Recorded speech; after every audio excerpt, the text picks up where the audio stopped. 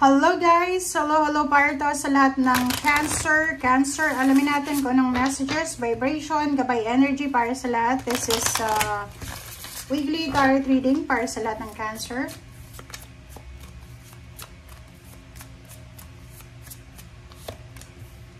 Okay, gratitude and appreciation. It's number 10.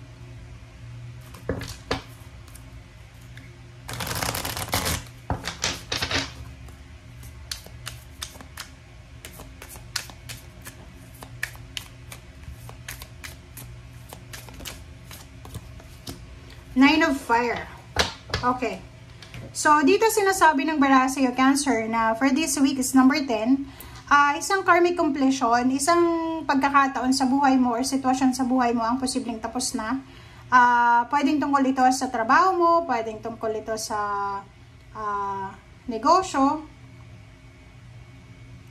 And dito sinasabi ng baraha na you are super grateful and thankful sa lahat ng blessings na binigay sa iyo ng Panginoon. So, kung ano man itong makukompleto, kung ano man itong blessings na dumating sa iyo, ay posibleng sobrang grateful ka kasi parang feeling mo hopeless and helpless ka dito.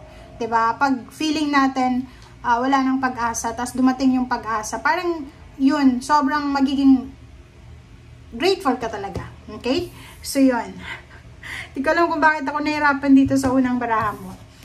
Second card natin, sinasabi ng baraha na Nine of Fire. Nine of Fire is don't give up. Kasi parang, yun nga, meron ditong Cancer na medyo nakakaramdam sila ng pagod. Pwedeng pagod na sa pagbabalance ng pera, pagod na sa pagbabudget ng pera, parang ganon, paghahanap ng trabaho, pagod na sa kawalan, 'di ba? Sa paghihirap.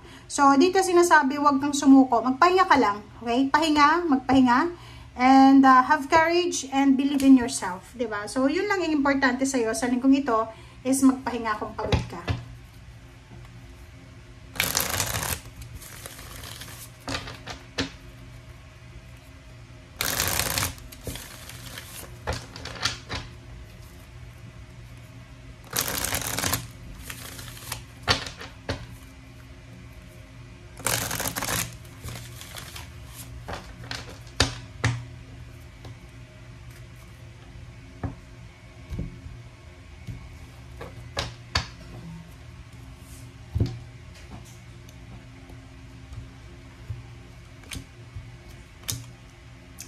Okay.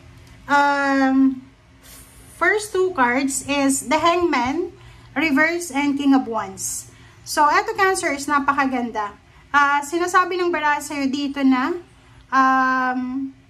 isang hindi natuloy na project. Like for example, kung may business ka or business person ka, may hindi natuloy na project or hindi natuloy na contract signing kontrata, ang posibleng matutuloy na. Kaya, pwedeng yun ang rason kung bakit sobrang happy ka, sobrang grateful and thankful ka sa linggong ito. So, yun ang isa sa rason.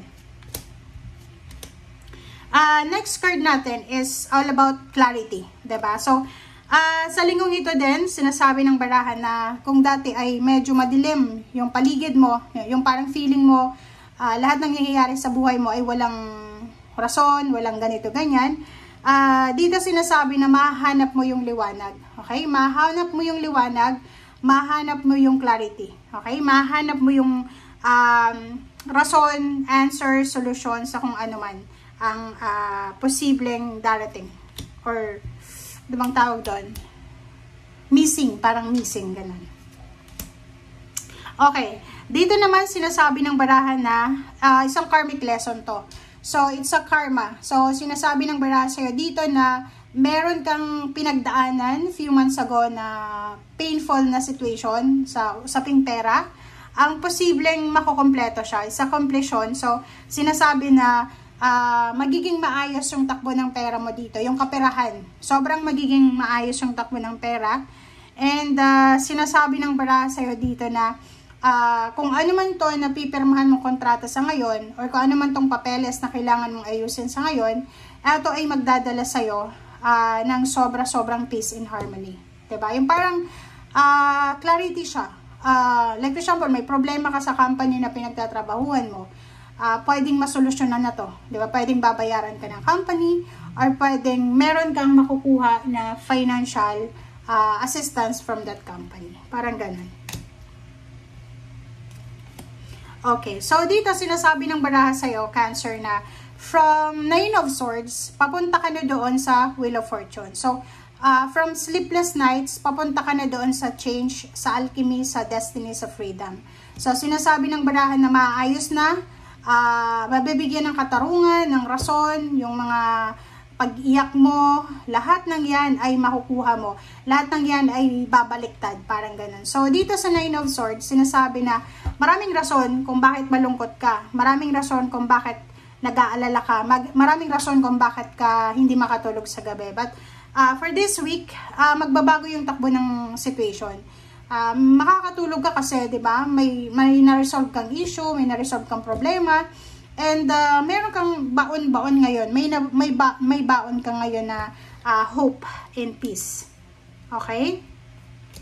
Yung iba sa inyo dyan, busy sa kanilang trabaho, busy sa kanilang ginagawa. Is either may negosyo ka or may trabaho. Yung iba din sa inyo dito is posibleng nag-aantay kayo ng sweldo sa linggong ito. So, pwedeng hindi pa kayo nabigyan ng sweldo.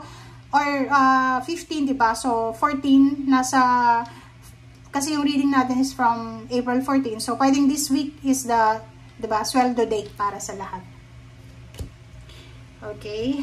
Wow.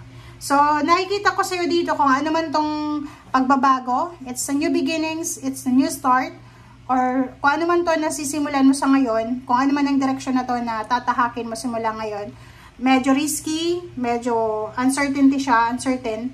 Pero sinasabi ng baraha sa'yo dito na go on lang. Okay? Huwag kang magdalawang isip, huwag kang mag-procrastinate. Ituloy mo lang kung ano yan. Okay? Be courageous, be strong.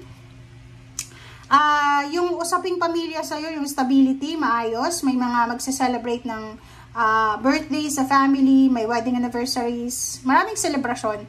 It's a family, huge family celebration siya. Maraming rason para magsaya. Pwedeng sa Easter, or pwedeng meron kayong family gatherings or family reunion. Okay, Queen of Cups, yung pamilya, walang masyadong gulo, medyo peaceful siya, diba? So, ma-overcome mo yung mga financial problems, emotional problems sa family, and sinasabi ng baraha sa'yo dito na tuloy-tuloy ang direksyon na tinatahak mo. So, kung saan ka man papunta, sinasabi ng baraha sa'yo dito, tuloy lang, okay? So, maganda to, napakaganda ng linggo para sa inyo kasi ino-offeran ka ng universe ng pagbabago. Itong Wheel of Fortune na to ay sinasabi sa'yo na yung pagbabago is pwedeng mangyari yan sa buhay natin everyday. Everyday is a blessing and everyday pwedeng magbago. So, huwag tayong mawala ng pag-asa. Thank you guys for watching. Bye!